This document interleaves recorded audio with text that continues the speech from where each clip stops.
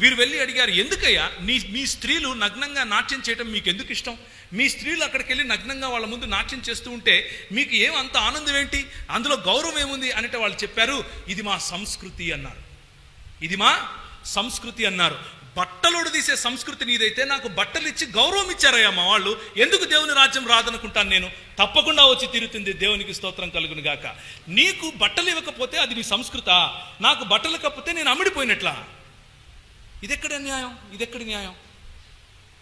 బట్టలు లేకుండా నువ్వు డాన్స్ వేయాలి, అది నీ కులం అని చెప్పింది ఈ వ్యవస్థ. నువ్వు బట్టలు లేకుండా నేను చెప్పిన పద్యాలు వల్లించాలి అని చెప్పింది ఈ కులం.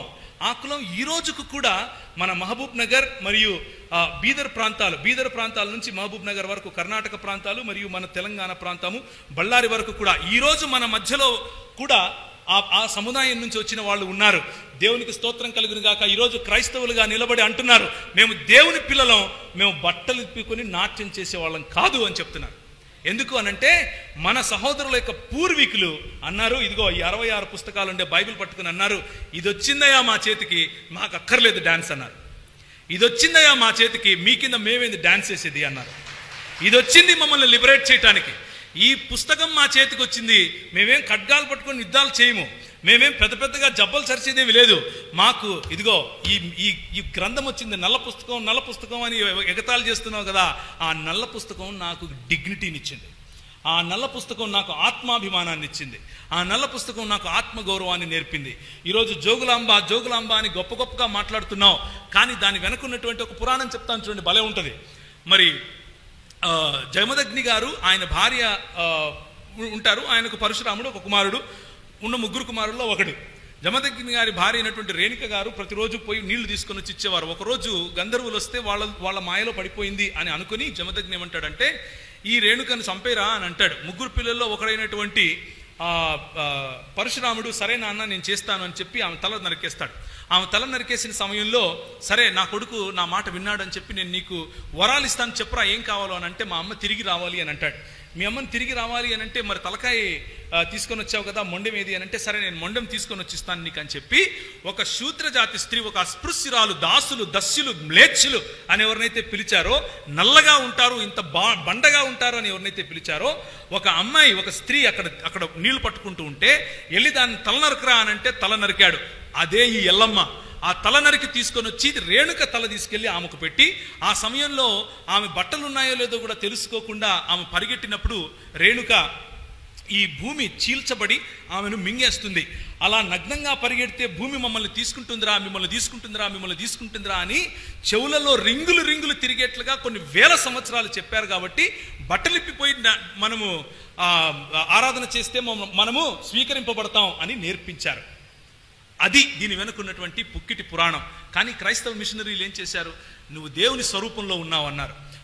దేవుడు తన పోలికలో నిన్ను చేసుకున్నాడు అని చెప్పారు. నీకు బ్రతికే హక్కు ఉందని చెప్పారు. నువ్వు బట్టలు కట్టుకునే హక్కు ఉందని చెప్పారు. నువ్వు వాళ్ళ ముందు నాట్యం చేయక్కర్లేదు అని అన్నారు. వాళ్ళ ముందు నాట్యం చేసి నీ ఆత్మాభిమానం చంపుకోక్కర్లేదు అని అన్నారు. వారికి బట్టలు కప్పారు. అలాంటి దేవుడు వద్దు నాకని ఎందుకంటా నేను? తప్పకుండా కావాలి. దేవునికి స్తోత్రం కలుగును గాక. అది దేవుని రాజ్య స్థాపన. దేవుని రాజ్య స్థాపన అంటే బైబిల్ పట్టుకొని 2-3 మాటలు చెప్పటం కాదు. దేవుని రాజ్య స్థాపన అంటే ఇలాంటి సోషల్ ఈవిల్స్కు వ్యతిరేకంగా పోరాడగలగటం. హామీ కార్మికాయలు లాంటి వాళ్ళు వాళ్ళ జీవితాన్ని పణంగా పెట్టి ఈరోజు మన కోసం పోరాడారు. కాబట్టి మన స్త్రీలు పై వస్త్రం ధరించుకుంటున్నారు, మన స్త్రీలు సరిగ్గా బట్టలు కట్టుకుంటున్నారు. కేరళలో అదే ప్రాంతం, అదే వివక్ష. మదురై ప్రాంతంలో అదే వివక్ష. పై వస్త్రం ధరిస్తే చనులు కోసినటువంటి, స్తనాలు కోసినటువంటి చరిత్ర ఈ దేశంలో లేదా అని ప్రశ్నించండి. బట్టలు తీయడం నీ సంస్కృతి అయితే బట్టలు కప్పడం మా సంస్కృతి. బట్టలు కప్పే సంస్కృతి తప్పు అయితే తప్పే చేస్తామని చెప్పండి. దేవునికి స్తోత్రం కలుగును గాక. ఇది ఈ జోగిని వ్యవస్థ అన్నది తమిళనాడులో దేవరాడియార్ అని పిలిచారు.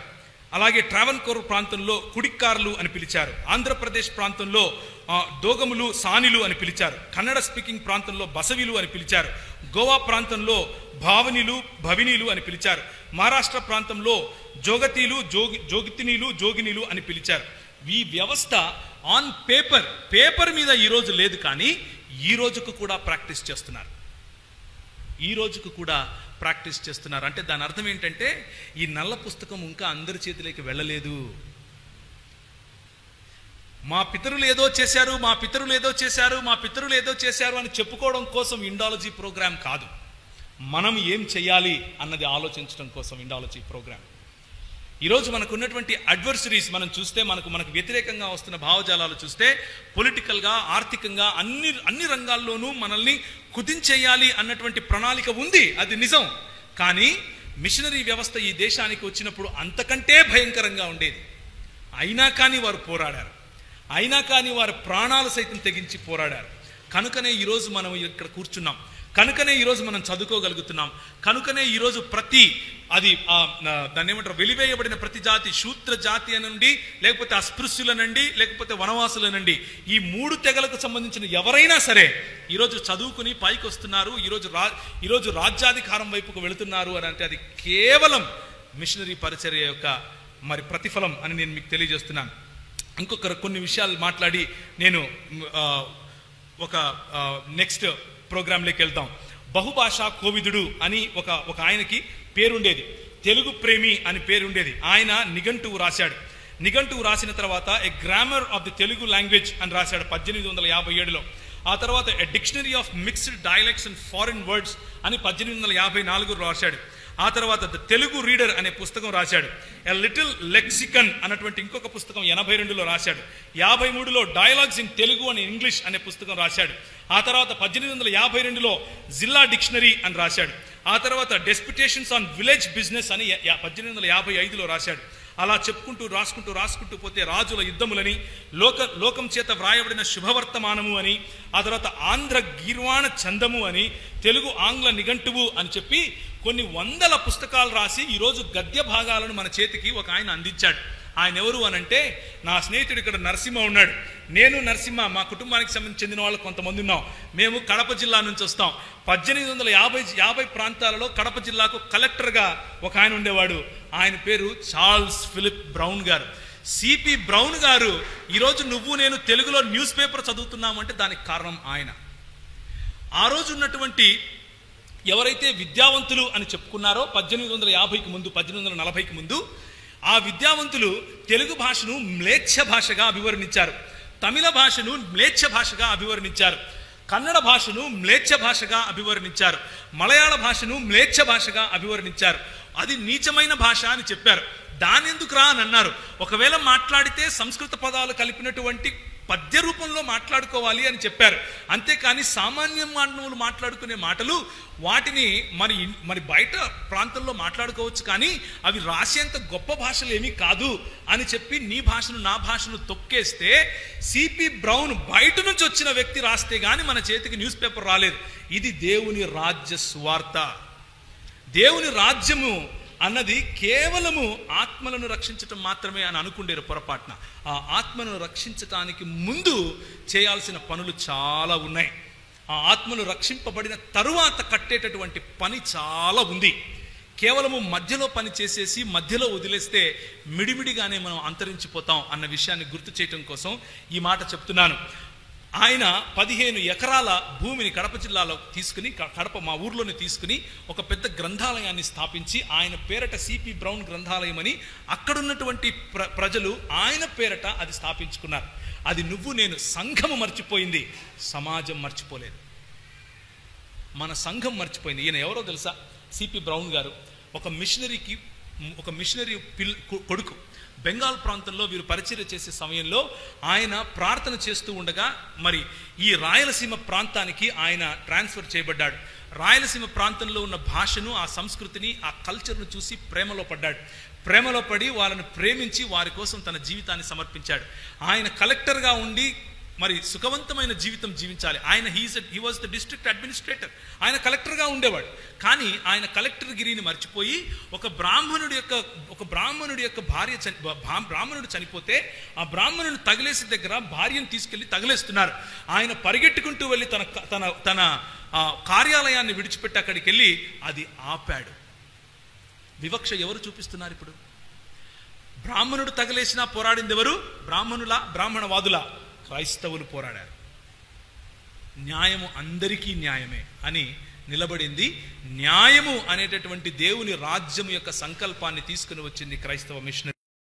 వారు కలెక్టర్ల రూపంలో ఉన్నా, వారు లార్డ్స్ రూపంలో ఉన్నా, వారు జనరల్స్ రూపంలో ఉన్నా, ఏ రూపంలో ఉన్నా వారు దేవుని యొక్క పరిచారకులుగా, దేవుని యొక్క పరిచర్య చేసేవారుగా మనం చూస్తాం.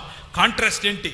You pour lead in our ears when we read something. మేము చదువుకుంటే మేము చదువుకోకూడదని మా నాలుకలు నువ్వు కోసావు, నువ్వు చదువుకోరా అని చెప్పి నా కోసం గ్రంథాలయాలు కట్టాడు క్రైస్తవ మిషనరీ. నేను ఎందుకు వెళ్ళకూడదు అవతల వైపు? తిరిగి ప్రశ్నించండి. నువ్వు మంత్రం చదివితే నేను వింటేనేమో నాకు సీసం పోస్తావు, అవతల వాడు చదువుకోవటానికి నాకు ఈ నల్ల పుస్తకం ఇచ్చాడు, ఇది చాలు నాకు అంటున్నాను. ఇప్పుడు భయం వస్తుంది నీకు. ఈ పుస్తకం, ఈ భావజాలానికి ఉన్నటువంటి శక్తి, అది విమతములు సృష్టించే ఈ లోకంలో దాన్ని తుత్తునీయులుగా చేయగల చిన్న రాయి, ఏ మనుషుడి చేత తొలచబడినటువంటి చిన్న రాయి, అదే సంఘము అనే రాయి. ఇప్పుడు చెప్పండి, ఈ సిపి బ్రౌన్లు ఒకరితోనే అంతరించిపోదారా, లేకపోతే మనలో నుంచి ఇంకొక సిపి బ్రౌన్ లేయాలంటారా? Do we need more CP Browns? Of course we need more CP Browns. We need more CP Browns so that they can come forward and establish the kingdom of God. So, కేవలము భాషలలో మాత్రమే కాదు, మిగిలిన చాలా రంగాలలో మన క్రైస్తవ మిషనరీలు పనిచేశారు.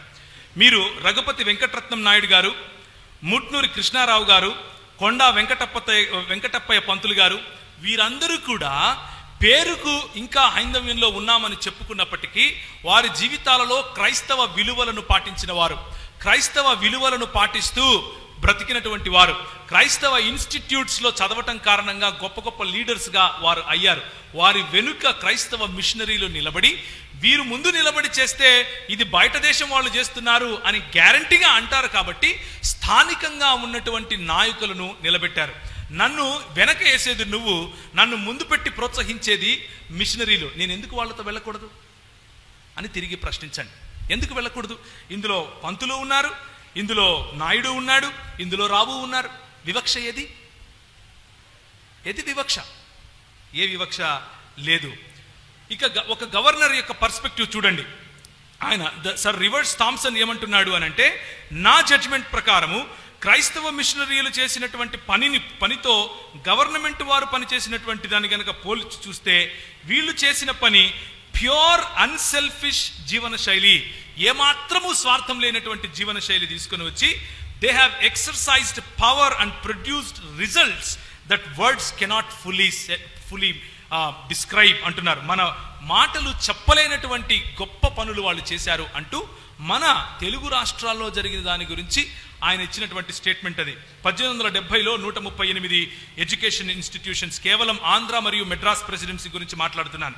1880లో 440, 1890లో 1473, అలా 1912కు వచ్చే వరకు, అంటే మదర్ తెరీసా గారు ఈ దేశానికి రాకముందే, మదర్ తెరీసా గారు పుట్టక ముందే 6559 ఇన్స్టిట్యూషన్స్ పెట్టి క్రైస్తవులు స్త్రీలను మరియు పురుషులను వారు లేవదీయగలిగారు. దేవునికి స్తోత్రం కలుగును గాక.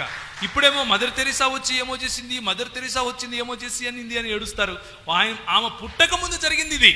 6559 ఇన్స్టిట్యూషన్స్ ఆమె పుట్టక ముందు కేవలం మెడ్రాస్ ప్రెసిడెన్సీలో మాత్రమే జరిగింది. ఆమె 1910లో పుట్టింది కదా మదర్ తెరీసా గారు. ఏ కమ్యూనిటీస్ ఇంపాక్ట్ అయ్యాయి? చాలా మంది ఇది ఒక ఫ్యాషన్ వీళ్ళకి, అంటే రైస్ క్రిస్టియన్స్ అని ఉదయం నవీన్ అన్నాడు కదా, వీళ్ళకి ఒక ఫ్యాషన్. ఏమంటూ ఉంటారంటే, ఎవరైతే సామాజికంగా వెనకబడిన వారో వాళ్ళ దగ్గరికే వీళ్ళు వెళ్తారు. ఎక్కడికి వెళ్తారు చూడండి, వెలమల దగ్గరికి వెళ్ళారు, కమ్మల దగ్గరికి వెళ్ళారు, కాపుల దగ్గరికి, అంటే కాపులు రెడ్ల దగ్గరికి వెళ్ళారు, మాలలు, కోమిట్లు, తర్వాత కంసాలులు, మాదిగలు, ఎరుకలు, కోయలు, కాజీలు, గొల్లవాళ్ళు, రాజులు, లంబాడీలు, అలాగే బ్రాహ్మణులు కూడా. కానీ టోటల్గా మరి లబ్ధి పొందిన వాళ్ళని చూస్తే ఎక్కువ సంఖ్య ఎవరిది ఉంది? బ్రాహ్మణులదే ఉంది కదా. ఎవరిది? ఇక్కడ ఉన్నటువంటి వెలివేయబడిన తెగలన్నీ 2, 3, మిగిలినది లబ్ధి పొందేది నువ్వే, లబ్ధి పొందిన తర్వాత తిట్టేది నువ్వే. ఏ గిన్నెలో తింటావో అదే గిన్నెకు చిల్లేసేది నువ్వే. అది నీ సంస్కృతి. నా సంస్కృతి ఏంటంటే, నాకేం నేర్పారంటే వీళ్ళు నువ్వు దేవునికి నమ్మకంగా బ్రతుకు అని నేర్పారు, సమాజానికి నమ్మకంగా బ్రతుకు అని నేర్పారు. అందుకనే స్త్రీలను గౌరవించడం నేర్చుకున్నాం, అందుకనే ప్రతి మానవుణ్ణి గౌరవించడం నేర్చుకున్నాం. అందుకనే నువ్వు గోచి కట్టుకున్నా గౌరవించాం, ప్యాంట్ వేసుకున్నా గౌరవించాం, నువ్వు పై వస్త్రం వేసుకున్నా గౌరవించాం, వేసుకోకపోయినా గౌరవించాం. ఎందుకు అనంటే ఇదిగో ఈ 66 పుస్తకాలు ఉన్న బైబిల్ అలా చేయమని చెప్పింది. కాబట్టి నీకేం చెప్పింది? నీ సంస్కృతి ఏం చెప్పింది? నన్ను వెలివేయమని చెప్పింది, నన్ను బయట పెట్టమని చెప్పింది, నాకు చదువు చెప్పొద్దని చెప్పింది, నాకు అన్నం పెట్టొద్దని చెప్పింది, నాకు ఇంట్లోకి రానిచ్చుకోవద్దని చెప్పింది. ఈ రోజుకు కూడా మన మధ్యలో ఎమిగనూరు నుంచి మరి 4-5 మంది ఉన్నారు.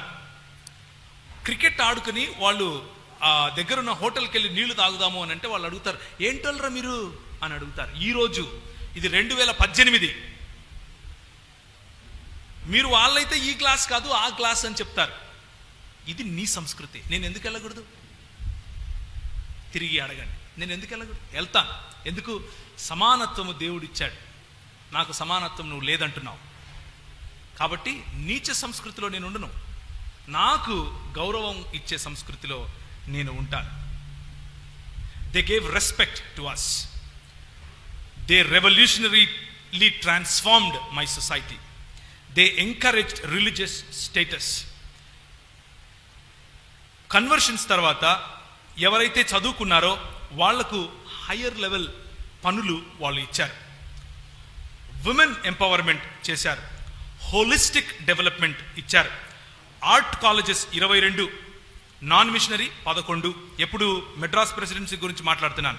Secondary schools 182, non missionary 208. Secondary schools for girls 135, government ఎన్ని? 13.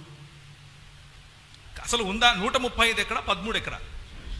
ప్రైమరీ స్కూల్స్ ఫర్ బాయ్స్ 3016, ఇది మాత్రం ఉంది. అంటే స్త్రీలకు పురుషులకు ఉన్న వివక్ష చూపిస్తున్నాను. ప్రైమరీ స్కూల్స్ ఫర్ గర్ల్స్ 371, మిషనరీలు 200, నాన్ మిషనరీలు 281. ఇది మనం చేసినటువంటి పరిచర్య, మనం చేసినటువంటి సేవ. ఇది 4th క్వింకినియల్ రివ్యూ ఫ్రమ్ 1887 to 98, 1901 నుంచి 2 వరకు ఉన్నటువంటి అంకెలు మాత్రమే. సో ఈ 4 లండన్ మిషనరీ పరిచర్య, church missionary society, Wesleyan mission, అలాగే society for the propagation of gospel and free church mission of Scotland, ఈ 5 సంస్థలు, ఇంకా మెథడిస్ట్ సంస్థలు ఉన్నాయి, అలాగే లూథరన్ సంస్థలు ఉన్నాయి, అలాగే మిగిలిన చాలా లూథరన్ సంస్థలు. అంటే ఇంత లండన్ మిషన్ నుంచి వచ్చిన వారు లూథరన్గా మారారు, లూథరన్గా ఉన్నవారు లండన్ మిషన్లో కలిసిపోయారు. ఇలాంటి చాలా పరిణామాల కారణంగా కొన్ని పేర్లు ఇక్కడ పెట్టలేదు. అయినప్పటికీ వీరందరూ చేసినటువంటి పరిచర్య, వీరందరూ చేసినటువంటి సేవ, వీరందరూ చేసినటువంటి ఆరాధన పని కారణంగా భారతదేశం ఈరోజు ఏదైతే ఉందో అలా ఉంది. మనకు ఈరోజు ఉదయం మాట్లాడినట్లుగా ద కెనల్ ఆఫ్ బ్యాప్టిజం, క్లవ్ గారు మరియు ఆర్థర్ కాటన్ గారు కలిసి చేసినటువంటి పని ఈరోజు మన ఆంధ్రదేశాన్ని అన్నపూర్ణగా పిలుస్తున్నారు. Just because of them. మరి 1000 సంవత్సరాలు నువ్వు ఉండి ఏం చేశావు? 50 ఏళ్లలో వాళ్ళు ఎందుకు చేశారు? Because they loved people.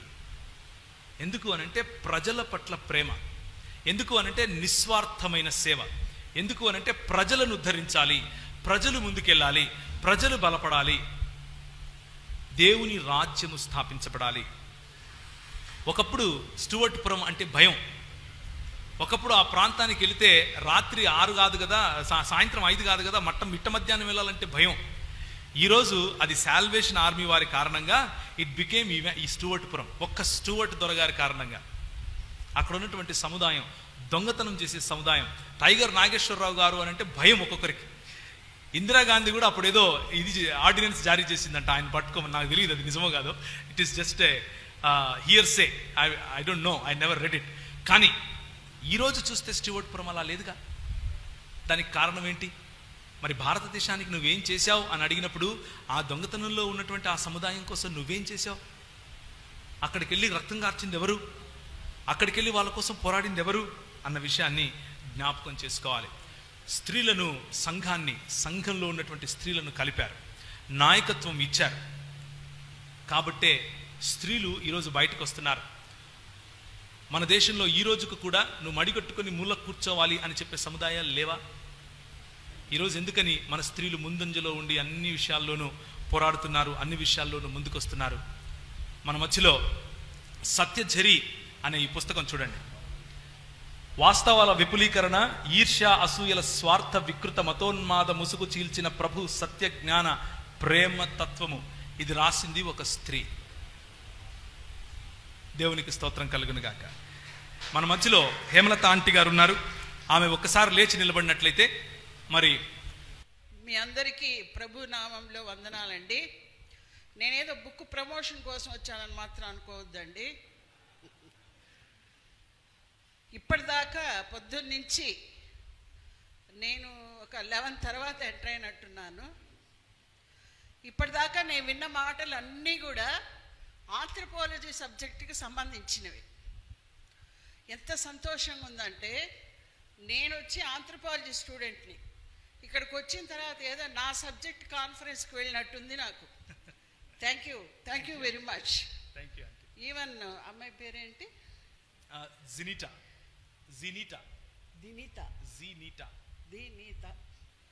దినీత. Thank you. చాలా వర్క్ చేశారు ఆవిడ. మన ఇంటింటికి వెళ్ళి మనిషి నుంచి డేటా కలెక్ట్ చేయడం అంటే ఇట్స్ నాట్ సో ఈజీ. ఎందుకంటే నేను ఆంథ్రోపాలజీలో పిహెచ్డి చేశాను. యాక్చువల్లీ నేను హిందూ బ్యాక్గ్రౌండ్ నుంచి వచ్చాను. స్టిల్ మా ఫ్యామిలీలో అందరు హిందూసే ఉన్నారు. ఇందాక అడిగారు ఎవరో ఇంకా మారలేదా అని. మారకపోతే నన్ను ఇంతవరకు రాణిస్తారా? మారామో చెప్పుకోలేరు. అది ఇప్పటి వరకు ప్రవీణ్ చాలా క్వశ్చన్స్ వేశాడు. ఇది అడగండి అని. ఏం అడిగినా ఏం లాభం ఉండదు. ఎందుకంటే ముంతలో పులిసిపోయిన పెరుగుంటే ముంతకేం తెలుస్తుంది కదా, దానికి తెలీదు. ఆ పెరుగు పక్కనున్న వాడికి దాంట్లో నుంచి వచ్చే స్మెల్ బట్టి వీడికి తెలుస్తుంది. ఈరోజు ప్రతి క్రిస్టియన్ని ఎంత అవాకులు చవాకులు మాట్లాడుతున్నారో మనందరికీ తెలుసు. ఈవెంతో కొన్ని వందల పుస్తకాలు కూడా అలాంటివి వచ్చాయి. 2016లో అలాంటి బుక్ ఒకటి, ఒక ఆర్ఎస్ఎస్ సంఘ పరివార్, మా రిలేటివ్ అతను, వీళ్ళ కడపే లాయరు శరత్ చంద్రారెడ్డి గారు అని నా దగ్గరికి తీసుకొచ్చి ఇచ్చారు. ఆ బుక్ చూసినప్పుడు నేను చాలా విపరీతంగా మూవ్ అయిపోయా. నాకు అలా తిట్టుకుంటూ పుస్తకాలు రాసుకుంటారని తెలియదు అసలు. ఆ బుక్ ద్వారా నేను బయట రావడం జరిగింది. అప్పటి వరకు నేను ఇల్లు వదిలి ఎప్పుడు బయట వచ్చేదాన్ని కాదు, అంత ఇష్టం ఉండేది కాదు నాకు. ఇది క్రైస్తవం అని అరింధమ అనే ఒక పెద్ద చవటాయి రాసిన బుక్ అనమాట అది. సో ఆ చవటాయికి కేవలం ఆన్సర్గానే నేను ఆ పుస్తకం రాయలేదు. ఈరోజు మనం మాట్లాడుకున్నటువంటి అనేకమైన అంశాలు అందులో నేను చేర్చాను. ఇంకా డైరెక్ట్గా ఇవ్వాల్సినప్పుడు ఇంజెక్షన్స్ ఇవ్వడము జరిగింది. ఇండైరెక్ట్ ఆపరేషన్స్ చేయాలన్నప్పుడు అది చేయడము జరిగింది. ఎందుకంటే ఒక డాక్టర్ ఉంటాడండి, ఓపీలోకి పేషెంట్ వచ్చినప్పుడు ఎలా మాట్లాడతాడు? ఏం బాబు నీకు హెల్త్ ఎలా ఉంది, ఇదా అదే, సరే రేపు పొద్దున్నే నా నర్సింగ్ హోమ్లో వచ్చి జాయిన్ అవ్వు అంటాడు. జాయిన్ అయిన తర్వాత ఆపరేషన్ థియేటర్కి తీసుకెళ్తాడు. అప్పుడు ఎలా ఉంటాడు ఆయన? వేరే డ్రెస్ వేసుకుని సర్జికల్ ఎక్విప్మెంట్ పెట్టుకుని రెడీగా ఉంటాడు. ఏమేం కొయ్యాలో ఏమేం తీయాలో చేస్తాడు. ఆ వేషం నేను అందులో వేయాల్సి వచ్చింది. మా ఆయన ఒకటే అడిగారు, అమ్మ ఏదో రాస్తున్నావు, ఒక ఉద్గ్రంథం, నువ్వేదో రాసుకో, కానీ అవతల తిట్టుకున్నారు అయ్యమ్మా అన్నాడు. వాడు అన్నీ తిట్టాడండి, నేను తిట్టుకుని నేను రాస్తాను. వాడు 434 పేజీల్లో 85,000 పదాలు ఉన్నాయి, 85,000 తిట్లు తిట్టాడు. నేను తిట్టుకొని నేను రాస్తాను, కొంచెం అక్కడక్కడ తిడుతున్నాను అన్న. ఏమో చూసుకోను. సరే చూసుకోవడానికి ఇంకొక ఆయన ఉన్నాడులే అని చెప్పాను. ఎవరు? ప్రవీణ్ కాదండి బాబు, యేసు ప్రభు. 2016లో నన్ను 60 సంవత్సరాల వయసులో పిలుచుకున్న దేవుడికి తెలీదా? నన్ను ఎలా చూసుకోవాలో తెలీదా? నాకు పని ఇచ్చిన దేవుడు. 60 ఏళ్ళలో ఎవడన్నా పనిస్తాడా? అమ్మ నువ్వు కదలేవు, లేవలేవు, కూర్చోబోమ్మా అంటారు కదా. కానీ నా దేవుడు నా మీద ఎంత నమ్మకం చూడండి. 60 సంవత్సరాల్లో నన్ను పిలిచాడు పనికి. ఒకసారి క్లాప్స్ కొడితే ఏం పోయింది? Thank you. అంటే నా ఉద్దేశం ఏంటంటే, వందల పుస్తకాలు నెగిటివ్గా వచ్చాయి. క్రైస్తవులు ఎవరు ఆన్సర్లు రాయలేదా అంటే రాశారు. పండిత్ సిహెచ్ ఫ్రాన్సిస్ గారు ఆల్మోస్ట్ మోర్ దాన్ 10 బుక్స్కి రాశారు. కానీ ఆయన పేరు కూడా తెలిసినట్ల చాలా మందికి. బిబు కూడా ఫర్ 2 బుక్స్ ఐ థింక్ రాశాడు. ఇప్పుడు నేను రాశాను. రోషము అభిమానం మాకేనా? కనీసం చదవడానికి కూడా మీకు ఓపిక లేదా? రాసింది ఎవరి కోసం? మీకోసమే కదా. రోషం వచ్చి 900 పేజీలు 2 సంవత్సరాలు రాయాలా నేను? కమ్యూనిటీ కోసమే రాసింది ఇది. సో ఏదో బుక్ ప్రమోషన్ కోసం ఆంటీ వచ్చారని అనుకోవద్దండి. మాకు కూడా ఏజ్ అయింది కదా, యంగ్ బ్లడ్ అవసరం. మీకు ఎలాగో మా దగ్గర నుంచి ఏం కావాలనుకుంటున్నారో నాకు తెలీదు. అంటే మేమేమైనా పనికొస్తాం అనుకుంటున్నారో లేదో నాకు తెలీదు. కానీ మీరు మాత్రం మాకు ఏదో బ్లడ్ మార్చినట్టుంది నాకు, ట్రాన్స్ఫ్యూషన్ లాగా. I'm so happy to be here. Especially పొద్దున్నుంచి మీరు మీ వర్క్ ప్రోగ్రాంలో ఆడవాళ్ళకి చాలా తక్కువ ఇచ్చినట్టున్నారు స్పేస్. లేదా అంటే మీరు నేనేదో మధ్యలో దూరినట్టున్నాను. మీ 5 నిమిషాలు మాది మొత్తం పక్కకి వెళ్ళిపోయిందంటే. థ్యాంక్స్ అండి. ఇంకోసారి ఒక ఫుల్ సెషన్ లాక్కుంటాను నేను ప్రవీణ్ దగ్గర నుంచి. ఆంటీని పిలిచాము, ఆంటీ రానన్నారు, లాస్ట్ మినిట్లో వచ్చారు. అది తేడా. అంటే కొంచెం ఎక్కగలనా అని ఆలోచించా. పొద్దున్నే రైల్వే స్టేషన్లో కొంచెం కాలు బెణికింది. తర్వాత అనిపించింది, అరే ఈ కాలు బెణికిందని నేను పైకి వెళ్ళకపోతే దేవుడు నన్ను పిలిచింది ఎందుకు అనుకొని మళ్ళీ ఎక్కా. థ్యాంక్స్ అండి. నవ్వారు, బాగానే ఉంది. బుక్ చదవండి, మా రోషాన్ని మీరు కూడా పంచుకోండి. అడగండి అడగండి అన్నారు. అడగడానికి మరి మెటీరియల్ వద్దా? ఆ మెటీరియలే అందులో ఉంది. Thank you once again. Thank you. Praise the lord.